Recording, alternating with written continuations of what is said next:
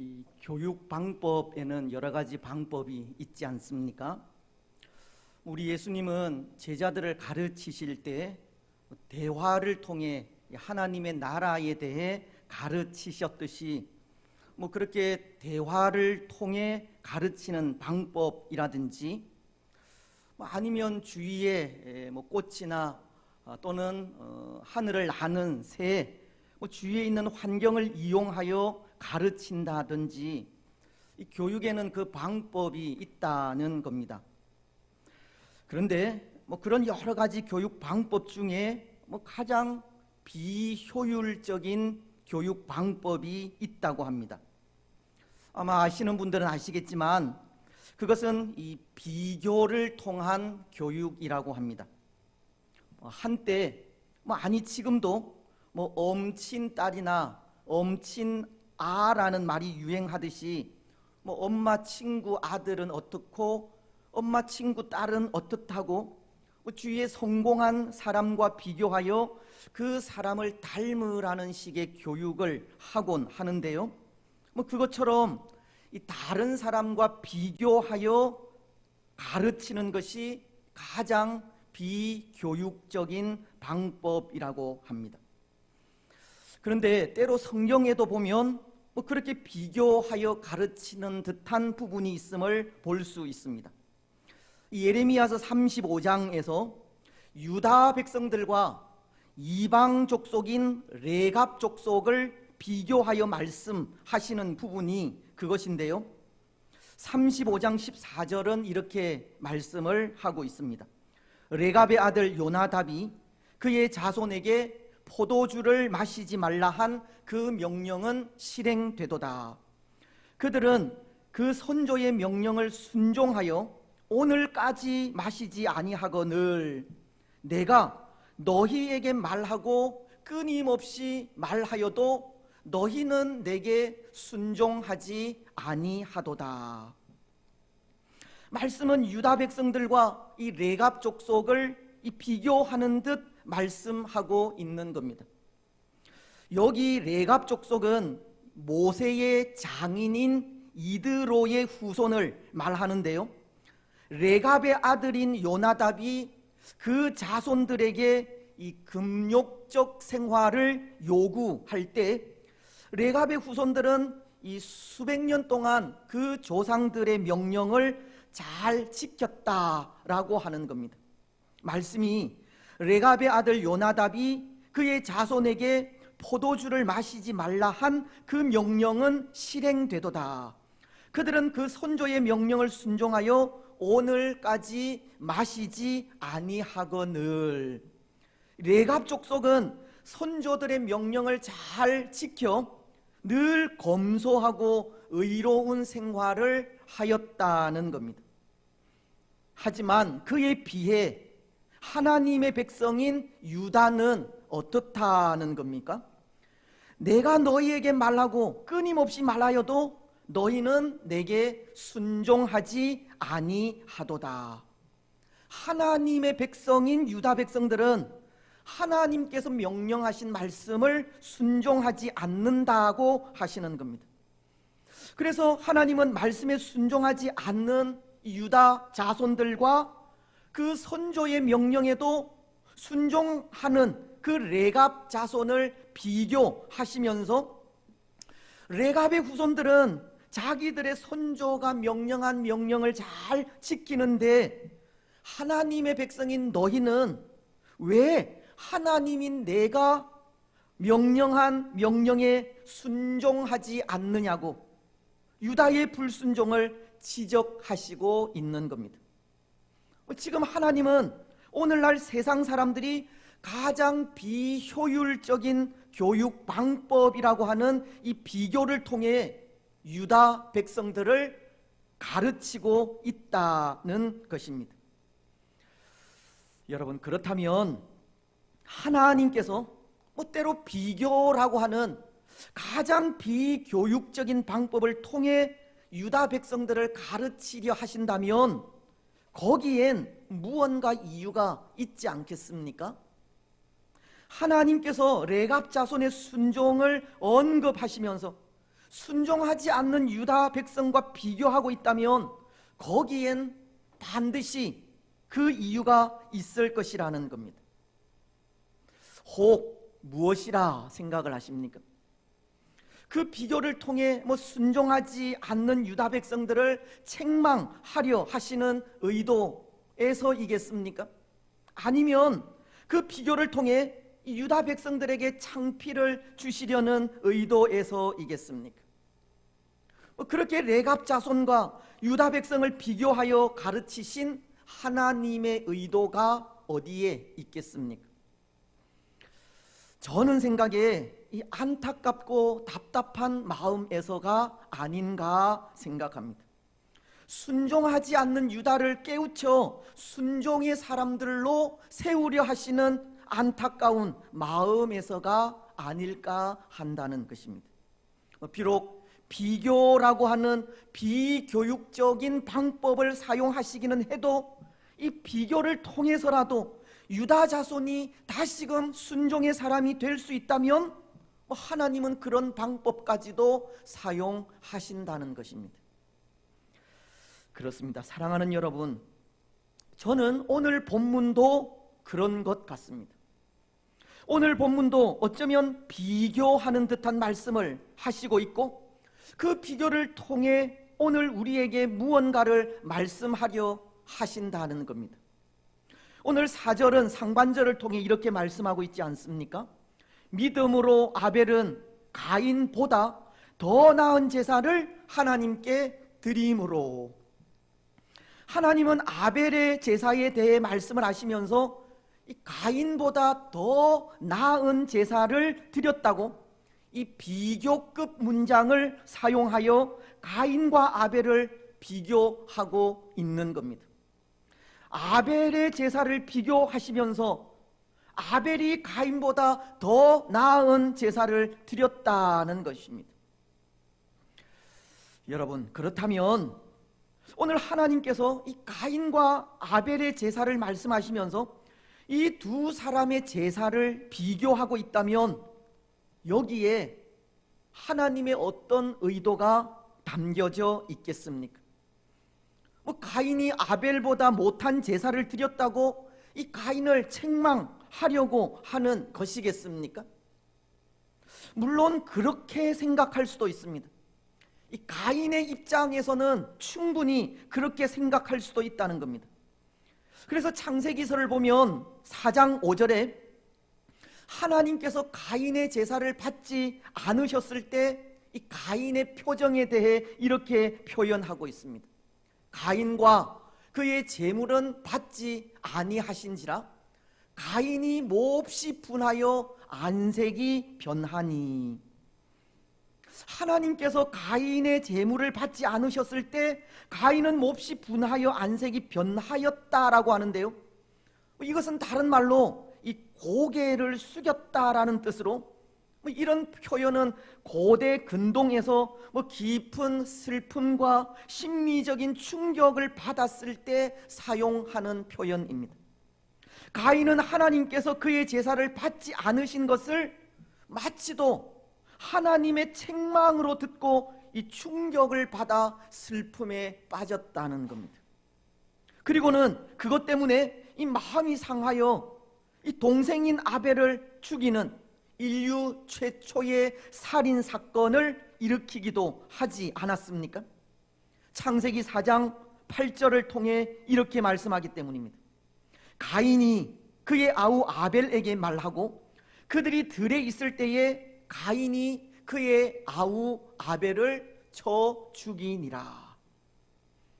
가인은 제사 문제로 동생인 아벨을 쳐 죽이는 살인을 저지르게 되었습니다. 이 가인의 입장에서는 제사를 받지 않으시는 것을 하나님의 책망으로 들었을 수도 있다는 겁니다. 하지만 하나님의 마음은 그런 것이 아니었다는 겁니다. 하나님은 창세기 4장 7절 하반절을 통해 죄가 너를 원하나 너는 죄를 다스릴지니라 라고 이 제사 문제로 인해 범죄하지 말기를 권고하고 있듯이 이 아벨과의 비교는 가인을 책망하시기 위한 것이 아님을 말씀하고 있는 겁니다. 오히려 가인을 깨우치기 위해서입니다. 그에게 바른 제사를 가르치기 위해서라는 겁니다. 가인도 아벨과도 같이 하나님께 바른 제사를 드리기 원하는 안타까운 마음에서인 겁니다. 오늘 이 비교가 우리에게도 가르치는 것이 믿음으로 예배하기를 가르치고 있는 겁니다. 가인에게 아벨과도 같이 믿음의 제사를 드리기를 원하는 마음에서 그 안타까움에 비교를 하신 것이듯 오늘 우리에게도 이 비교가 가르치는 것이 믿음으로 예배하기를 가르치고 있다는 것입니다. 여러분, 그렇다면 오늘 아벨이 드린 이 제사, 가인이 배워야 하는 제사는 어떤 제사이겠습니까? 오늘 하나님께서 우리에게 원하시는 예배는 어떤 예배이고 하나님께서 원하시는 감사는 어떤 감사이겠습니까? 오늘 4절 중반절 이하의 말씀은 이렇게 말씀하고 있습니다. 하나님이 그 예물에 대하여 증언하심이라. 그가 죽었으나 그 믿음으로써 지금도 말하느니라. 먼저 가인보다 아벨이 더 나은 제사를 드린 것에 대해 그 예물이 증언한다고 하십니다. 이것은 다른 말로 하면 아벨은 하나님께 제물을 드릴 때 믿음의 제물을 드렸다는 것입니다. 그런데 여러분, 아벨은 어떤 제물을 하나님께 드렸기에 그것을 믿음의 예물이라고 하십니까? 창세기 4장을 보면 4절에 아벨은 자기도 양의 첫 새끼와 그 기름으로 드렸더니, 아벨은 양의 첫 새끼와 그 기름을 하나님께 드렸습니다. 그런데 하나님은 아벨이 드린 그 제물이 믿음의 예물로 그의 믿음을 증언한다고 하시는 겁니다. 아벨이 드린 양의 첫 새끼와 기름이 아벨의 믿음을 증언하는 증표가 된다는 것입니다. 여러분, 오늘 이 아벨이 드린 제물, 아벨의 믿음을 증언하는 증표가 된다면 거기엔 또 어떤 의미가 담겨져 있겠습니까? 물론 여기에는 많은 이견들이 있지만 저는 생각에 아벨은 예수 그리스도께서 우리 죄를 위해 지신 갈보리 십자가를 믿음으로 바라보고 우리를 위해 죽으신 어린 양 예수님을 생각하며 양의 첫 새끼와 기름을 예물로 드리지 않았을까 생각해 봅니다. 물론 아벨이 장차 메시아로 오실 예수 그리스도는 알지 못했다 할지라도 누군가 자신의 죄를 속하실 분을 생각하며 그런 제물을 준비했다는 겁니다. 오늘 믿음장이라고 불리는 히브리서를 통해 아벨이 믿음으로 제사를 드리고 믿음으로 예물을 드렸다고 한다면 그것은 그렇게 생각할 수도 있다는 겁니다. 아벨은 우리를 위해 죽으신 어린 양이신 예수님을 믿음으로 바라보고 이 대속적 의미의 예물을 드렸다는 것입니다. 하지만 때로 이 의견을 받아들이지 않는 사람들은 이렇게 말을 합니다. 또 대부분의 학자들은 저와는 다르게 그 의견을 받아들이기도 하는데요, 창세기 4장 7절에서 하나님이 가인의 제사를 받지 않았을 때 안색이 변한 가인을 향해서 너가 선을 행하면 어찌 낯을 들지 못하겠느냐, 선을 행하지 아니하면 죄가 문에 엎드러져 있느니라 라는 말씀을 하고 있듯이 이 가인은 그 삶이 의롭지 못한 데서 드린 예물이기에 하나님께서 받지 않으신 것이고, 아벨은 그 삶의 의로움 때문에 그 예물을 받으신 것이라고 합니다. 예물보다는 삶이라는 겁니다. 하나님은 예물이 갖는 의미보다 하나님 앞에서의 삶을 더 원하신다는 겁니다. 삶이 동반되지 않는 제사, 삶은 없이 예물만 드리는 제사는 아무런 의미가 없다는 겁니다. 오늘 하나님께서 성도인 우리에게 원하시는 것은 우리 성도들이 살아가는 삶이라는 겁니다. 하나님 앞에서의 거룩한 삶을 하나님은 받으신다는 겁니다. 그래서 대부분의 학자들은 이 의견을 따르고 있고, 또 하나님께서 우리 삶을 받으시는 것도 분명하기 때문에 저도 어쩔 수 없이 수긍은 하지만, 그래도 한편으로는 이런 생각을 하기도 합니다. 물론 하나님은 우리의 거룩한 삶을 받는 분이시기에 우리가 거룩한 삶으로 늘 하나님 앞에 서야 하는 것은 당연한 일이지만, 아담 이후로 이 부패해진 인생이 어떻게 선을 계속해서 행할 수 있겠느냐 하는 겁니다. 여러분, 창세기 4장 7절에서 말하는 선을 행한다는 의미는 이 선을 행하는 그 상태가 중단되지 않고 계속되는 것을 의미하는 말인데요, 이 부패한 우리 인생이 어떻게 그렇게 한순간도 범죄하지 않고 계속 선을 행하고 그 선을 행하는 삶으로 하나님께 예배하며 나아갈 수 있겠느냐는 겁니다. 그것은 불가능한 일입니다. 그래서 오늘 우리가 거룩한 삶을 살고 거룩하게 살아가는 그 삶의 예배를 하나님께서 받으신다고 할 때, 과연 하나님께서 받으시는 예배가 얼마나 될지 궁금하지 않을 수가 없습니다.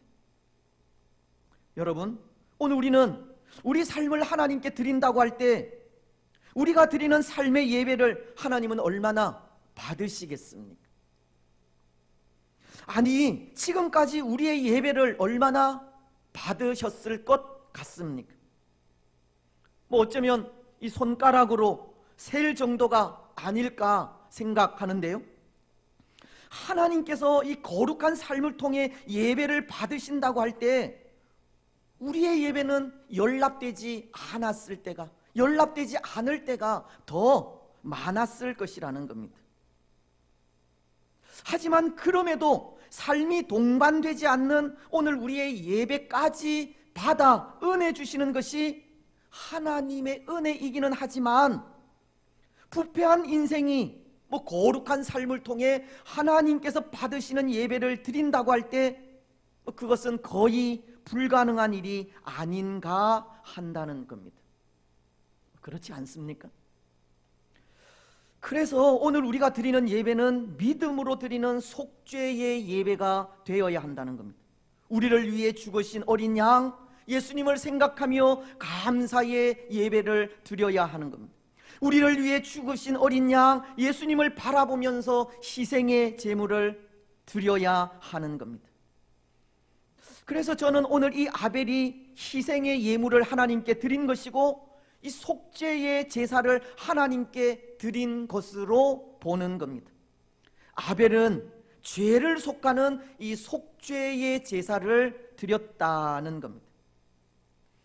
그런데 여러분, 또 어떤 분들은 오늘 아벨이 드린 이 제사가 속죄제가 아니라 소제라고 하기도 합니다. 이 소제라는 것은 하나님과의 바른 관계를 유지하기 위해서 드리는 제사인데요, 아벨의 제사가 이 관계 유지를 위한 그런 소제였다는 겁니다. 왜냐하면 이 속죄의 제사는 하나님께서 이 모세 때에 가서야 비로소 가르쳐 주셨다고 하기도 하기 때문입니다.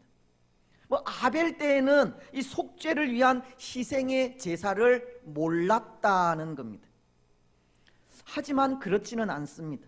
창세기 3장을 보면 하나님께서 이 범죄한 아담과 하와를 위해 짐승을 잡아 가죽 옷을 지어 이 범죄한 그들의 부끄러움을 가려주신 것을 기록하고 있는데요, 창세기 3장 21절은 이렇게 말씀하고 있습니다. 여호와 하나님이 아담과 그의 아내를 위하여 가죽 옷을 지어 입히시니라. 하나님은 범죄한 아담과 하와를 위해 짐승을 잡아 그 피를 흘리심으로 이 속죄의 은혜를 입혀 주시기도 한 것입니다. 또 창세기 8장에도 노아가 홍수 이후에 하나님께 짐승과 새를 잡아서 희생 제사를 드리는 것을 볼 수도 있습니다. 그리고 창세기 15장에서 아브라함도 희생 제물을 하나님께 드렸습니다. 창세기 15장 9절과 10절은 여호와께서 그에게 이르시되 나를 위하여 3년 된 암소와 3년 된 암염소와 3년 된 숫양과 산 비둘기와 집 비둘기 새끼를 가져올지니라. 아브라함이 그 모든 것을 가져다가 그 중간을 쪼개고 그 쪼갠 것을 마주 대하여 놓고 그 새는 쪼개지 아니하였으며, 말씀은 희생 제물의 그 중간을 쪼개었다고 말씀하고 있습니다. 이것은 장차 예수님께서 십자가에서 죽으실 것을 상징한다고 볼 수가 있습니다. 이 속죄의 의미가 있다는 겁니다. 이 속죄의 제사는 모세 때에 가서야 비로소 가르쳐 주신 것이 아니라는 겁니다. 속죄제는 모세 때에 가서 더욱더 확증된 것일 뿐이지 그 이전에도 이 속죄의 제사는 있었다는 겁니다. 오늘 아벨의 제사가 그런 겁니다. 그는 하나님께서 원하시는 이 속죄의 제사를 드린 겁니다. 희생 제물을 하나님께 드렸다는 겁니다. 그는 믿음으로 우리의 죄를 대속할 대속자를 바라보게 되었고, 마치 대속자를 통해 사유하심을 받듯이 양의 첫 새끼를 대속물로 하나님께 드리게 되었다는 겁니다. 그래서 오늘 믿음 짱인 히브리서는 믿음으로 아벨은 더 나은 제사를 하나님께 드렸고 하나님은 그 예물이 그것을 증언하신다라고 말씀을 하고 있는 겁니다. 아벨은 믿음으로 구속자를 바라본 겁니다. 믿음으로 속죄의 제사를 하나님께 드린 겁니다. 그렇습니다. 사랑하는 여러분, 오늘 우리도 이 믿음으로 드리는 이 속죄의 예배를 드려야 합니다. 우리를 위해 죽으신 어린 양 예수님을 바라보고 우리 자신을 드리는 예배를 해야 한다는 겁니다. 여기 우리 자신을 드리는 예배라는 것은 1차적으로 우리를 구원하신 예수님의 은혜를 기억하며 늘 이 거룩한 삶의 모습으로 나아가야 한다는 것을 말하는 것이고, 또 그 삶이 곧 예배가 되어야 한다는 것을 말하는 겁니다. 로마서는 12장 1절을 통해 이런 말씀을 하십니다. 그러므로 형제들아, 내가 하나님의 모든 자비하심으로 너희를 권하노니 너희 몸을 하나님이 기뻐하시는 거룩한 산 제물로 드리라. 이는 너희가 드릴 영적 예배니라. 오늘 아벨이 믿음으로 예수 그리스도를 바라보고 속죄의 의미로 양의 첫 새끼를 희생 제물로 하나님께 드렸다면, 오늘 우리는 성도로서 하나님을 예배하면서 우리 자신이 제물이 되는 속죄의 제사를 드려야 한다는 겁니다. 물론 우리가 제물로서 하나님께 드려진다는 것이 아벨이 드린 양의 첫 새끼나 십자가를 지신 예수님처럼 그렇게 우리의 몸을 희생하여 드린다라는 의미는 아니지만, 우리 자신이 제물이 된다는 것은 우리의 전 인격체를 다 드려서 하나님을 예배해야 한다는 뜻입니다. 그래서 로마서 12장 1절은 너희 몸을 거룩한 산 제물로 드리라고 하신 것이고, 거룩한 산 제물로 드리라고 한 이 몸은 단순히 우리 눈에 보이는 육체만을 말하는 것이 아니라 인격으로서의 우리 인간 전부를 말하고 있는 겁니다. 눈에 보이는 이 육신만이 아니라 정신, 의지, 마음, 우리가 가진 소유, 능력, 재능 등 그 모든 것을 다 말한다는 겁니다. 오늘 우리 몸을 거룩한 산 제물로 드린다는 것은 그런 의미인 것입니다. 우리의 전 인격체를 다 드려서 하나님을 예배해야 한다는 것입니다. 때로 오늘날과도 같이 상황에 따라 가정에서 영상으로 예배하는 것이 아니라 이 몸인 육신이 하나님 앞에 나와 예배해야 할 것을 말씀하는 것이고, 우리의 정신과 의지와 마음을 하나로 모아 온전함으로 예배해야 할 것을 말하는 것이며, 또 우리가 가진 능력, 우리가 가진 소유, 우리가 가진 재능을 다하여서 하나님을 예배해야 할 것을 말씀하고 있는 것입니다. 바로 그 예배가 우리 몸을 거룩한 산 제물로 드리는 영적 예배이고, 오늘 우리가 드릴 예배인 것입니다. 사랑하는 여러분, 오늘 우리는 우리 몸을 거룩한 산 제물로 드리는 이 영적 예배를 드리시기 바랍니다. 우리 몸을 희생하여 헌신하는 예배를 드리시고, 우리의 정신과 의지와 마음을 모아 하나님을 예배하시며, 우리가 가진 능력과 소유와 재능을 다하여서 하나님을 예배하시기 바랍니다. 우리 삶의 전부를 다 동원하여 영과 진리로 하나님을 예배하고 경배하시기 바랍니다. 그래서 그 예배를 통해 속죄의 예배, 하나님을 기쁘시게 하는 예배를 드리시기 바랍니다. 이제 말씀을 맺겠습니다. 사랑하는 여러분, 오늘은 맥주 감사주일입니다. 이 감사주일을 지키면서 오늘 우리의 감사도 그런 감사가 되어야 한다 생각합니다. 우리의 몸과 마음, 그리고 정신과 의지, 능력과 재능을 다하여 드리는 감사입니다. 우리의 전 인격을 드리는 감사입니다. 무엇보다도 우리의 구원을 위하여 십자가 위에서 희생 제물이 되신 어린 양 예수 그리스도를 바라보면서 이제는 우리의 삶 전부를 드리며 나아가는 이 삶의 감사를 드려야 합니다. 갈라디아서는 2장 20절을 통해 이렇게 말씀하십니다.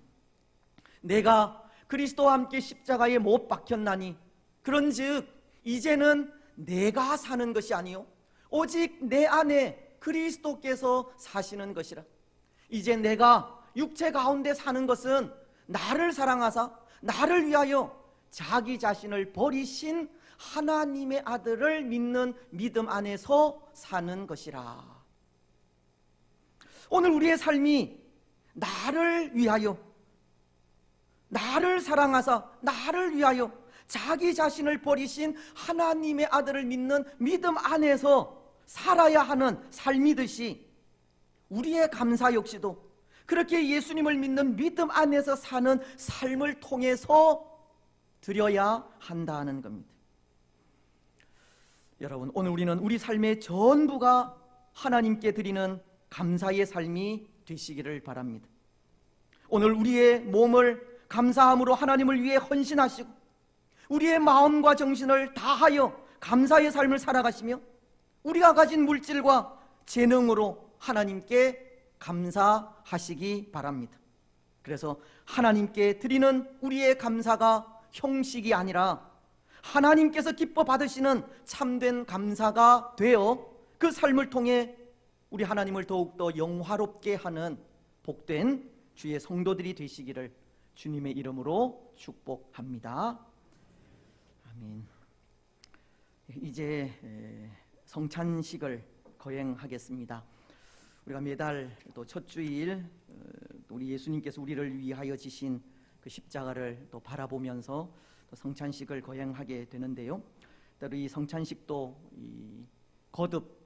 회를 거듭하면서 또 형식이 되지 않았으면 좋겠습니다.